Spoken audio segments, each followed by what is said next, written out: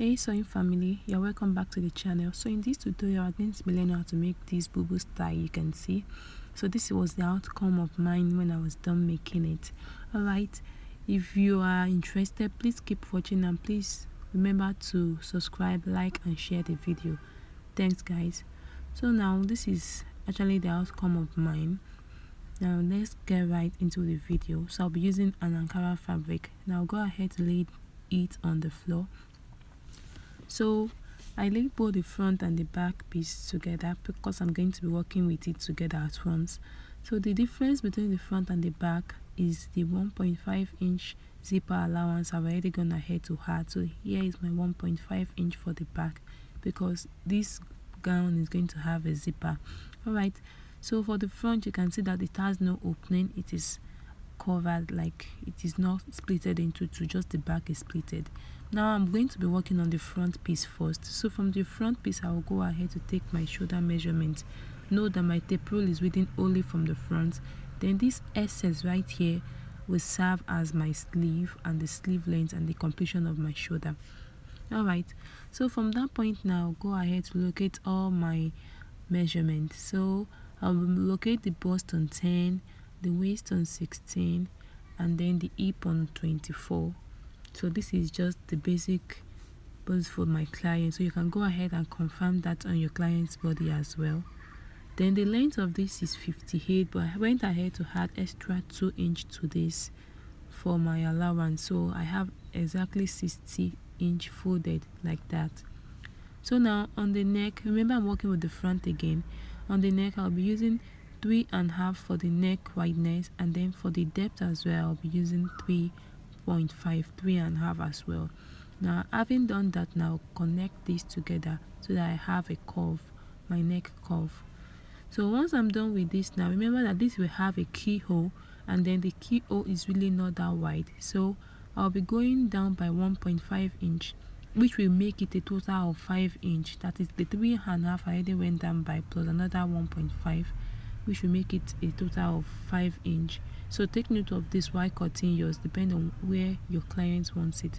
Then you make a little curve like this, about ½ inch into that 1.5 inch you went down by. So this is actually the keyhole part of the gown, so you just make a nice curve as you can see like this. Now once you are done with it, you can go ahead to cut this out. So the keyhole, the wideness depends on how wide you want it to be. So for this is just, I used half unfold, which will give me about 1 inch when I open it up. Remember the cloth is unfold, so go ahead and cut this out carefully. Now I'm going to leave this down because I want to use it for the back piece. I usually like to have it there while I'm cutting the back as well. So for the back neckline is going to be a bit higher, so I'll be coming down by just 2 inch so that it's higher than the front. So now just after I've marked my 2 inch, I will now connect it from the same neckline to that part again. So now you can go ahead and remove this one. Now the front piece you already cut off, you can go ahead and remove it. Then you can now blend this like this into it. So this way, now this is what my back neckline will look like. So I'll take my scissors again and cut this out carefully. So make sure your fabric does not move or shake while doing this. You can as well use a pin to hold this down to be sure your fabric are firm. So now this is my front piece, and then at the bottom part is my back piece. Now we're going to go ahead now to start working on the facing, but before that I would like to show us how the keyhole looks like. So guys, this is what I had. This is what the front neckline looks like. You can see it really looks so beautiful. So I'll fold this into 2 again now and use this to cut the facing. So I'll be using a satin as the facing for the front piece. Now I'll go ahead now to get my satin fabric. Now make sure this is on the fold so that I can have my neck measurement transferred on the satin material. So this is the material I'm working with. So the length is about 16 inch, and then the wideness on fold is about 10 inch. So I'll be placing it down like this so that I can cut out the neck measurement. I hope it is clear enough guys. If you find it helpful, please remember to like, comment and subscribe to the channel. Alright, so I'll place it carefully. You want to make sure they are sitting close to each other, as close as possible, so that you don't have any shortage or any excess. Now, having done this, now go ahead to cut this out. Once you see that it's aligned, just go ahead to cut it out. So you have the same neckline on your blouse, on your facing as well. So cut this out carefully.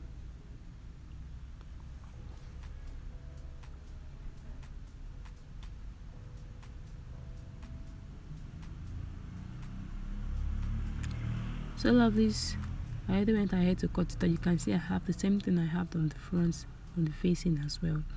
So what is left now is to go ahead to shape out how I want the front design to be. So it's actually stopped on my shoulder, the facing stopped on my shoulder, but because I'm going to be folding this in, I added an extra ½ inch allowance there so that I have enough to fold in when I'm done with the facing. So for the facing now, the way I want to shape it is from this part, I'm going to be coming down by 5 inch. So I'll roll that out like this. So from that part now, I'll measure the completion of my shoulder. Remember, I already used 3.5 inch as my shoulder wideness. So I have the rest and then the ½ inch I added for joining. Then on this part where I measure the 5, I'll go ahead to measure about 6.5 inch. So once I'm done measuring my 6.5 inch, I'll connect it to the shoulder slantly, just as you can see me doing. So if you have a ruler, you can go ahead and use a ruler as well, but I'm just fond of working with my tape rule. So on this part now, I'll blend the line now. So whatever I have on this part, which is my 6.5, I'll go ahead to replace that measurement all through the 6.5. I'll measure it randomly like this, as you can see me doing. Now once I'm done with this, I'll connect all of these together so that it can give me a straight line. So carefully connect it together. Once again, go ahead and use your ruler. Alright, now in order not to have any sharp edge, I'll make that place a bit curvy, then I'll cut this out. So this is the shape my front facing will be taking. I'll just cut this out carefully, then I'll open it up for us to see what it looks like. So guys, this is what the front facing will be looking like. Now what's left for us to do is to go ahead and iron a stay, if you have the air stay, paper stay, whichever stay you think will work for you, go ahead to add it to this. But I think air stay will work better because I actually use the paper stay, and I think it should have been the hair stay. So this is what I had. Now on the wrong side, I'm going to be using this stay. I'll go ahead to gum it on it. So now I already cut out stripes of about 2 inch. So I'm going to be using this as a bias and to make that neck design you saw in front. Then I also marked out the space and the design I want my facing to take. So this is actually how I want it to look like. So the difference between this is just 1 inch. So this is what I had after I was done with it. So this is what my facing looks like. So like I said, the distance between it is 1 inch, and that is how it came out. Now I'll use this facing now to turn the neck so that the neck does not need any other lining. This is the back of the cloth. So as you can see that there's chalk on this part. So this is the front part. So just place it like this. This is the right side. So I'm going to go ahead now to turn this and stitch it this way. Now open up the neck, stitch the heel part, then go ahead and turn it here as well. Back to show us what it looks like. So guys, this is what it looks like after I was done turning the neck with my facing. So this is how nice it came out. So what's left is just go ahead to press it down, and then I went ahead to cut another strips of fabric which I'll be using to cover up these edges like a bias. Then after I'm done covering it up, then I'll stitch this down carefully. So I'll show us how this also came out when I was done with it. So love, this is what I had. So I just sew the fabric on it and then fold it in and top stitch. So that is what I had.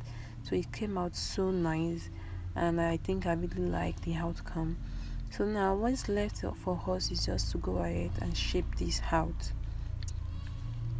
Now for the back, now I already went ahead to fix my zipper and then a little facing for the back because I'm not using the lining piece for this. So go ahead and work on yours as well. Now go ahead to join the shoulder after you're done working with your zip and your neck facing. Join the shoulder rather with half an inch. And then you want to go ahead to hem the lower part and then the hand part as well. So fold that part, you can see me touching with about 1 inch, fold it in, then fold for the other side. Now what is left is to go ahead and shape it out. So now you go ahead to locate the shoulder part, the bust point, the waist and the hip, just like we did while we were cutting this out rather. So we're going to be using that now to shape this. So basically what this shaping entails is just go ahead. Now that your fabric is already folded like this, you are going to be dividing all your measurements into 2 and not 4 because it is not on a fold again. So just go ahead now to take your bust measurement. So whatever you have on your bust, divide it by 2, then you measure it out on the clothes. After you are done with the whole of the turning on each side, measure it out on the clothes, then you make sure that you divide that by 2. Whatever you have left now will be splitted into the both sides. For example, if I'm working with a bust of 30 and I have 40 on the cloth, automatically 40 minus 30 will give me 10 remaining. So I'm going to share the remaining 10 into 2, which will be 5 on the left side and 5 on the other side. So we repeat this same process for the hip and then for the waist as well. So for example, if I have for my hip has 40 and what I have on the fabric is about 50, now automatically 40 minus 50 or 50 minus 40 rather will give me 10. Then I'll divide that 10 into 2. So on the left side I'm going to be giving that 5 and then on the right side I'm going to be giving it 5 as well. So this is actually the simplest way I think we can go ahead to shape this out, and I hope it really works for you. So I'm just going to make sure that my measurements now are in the middle while the excesses are on the side, and then make sure that your excesses are equal. Whatever you have on the left hand side should be what you have on the right hand side, just to balance this up. So I'll just keep repeating that process. I've repeated that for my bust, and I'm taking that for my waist now. Then I'll keep connecting it with my chalk so that it is easy for me to shape. You know, this is going to be an outward shaping. So once I'm done with that now, I'll show us what it looks like. So just keep repeating the process. So guys, this is what I had after I was done. I really hope this video was helpful. If you find it helpful, please subscribe to the channel, and if you have any questions, please don't forget to leave them for me. Thank you.